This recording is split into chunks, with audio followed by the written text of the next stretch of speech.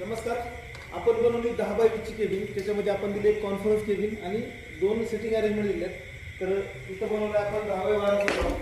या 10 बाय 12 च्या ब्लॉक मध्ये आपण एक कॉन्फरन्स टेबल दिलाय. इथं तुम्ही साधारणतः इकडे 3 तिकडे 3 आणि समोर 2 असे 8 लोक मीटिंग करू शकतात 10 बाय 12 च्या रूम मध्ये. छोटा 3 बाय 6 चा कॉन्फरन्स टेबल दिलाय. कॉन्फरन्स टेबल वर 2 स्विच सॉकेट दिलेत आपण. त्याचबरोबर इथे मोठी फिक्स ग्लास दिली. या कॉन्फरन्स टेबलचा 2 प्रकारे आपण उपयोग करू शकतो. मीटिंग पॉइंट पण होण्यासाठी तुमचे 4 लोक याचा वर्क स्टेशन म्हणून बसू शकतील. त्याचबरोबर इथे एक पार्टिशन डोर दिलेला आहे.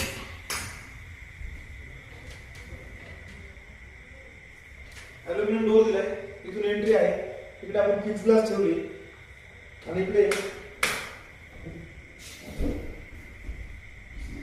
इथे 2 लोकांची सेटिंग अरेंजमेंट दिली आहे आपण. इथे 4 बाय 2 चा टेबल आहे.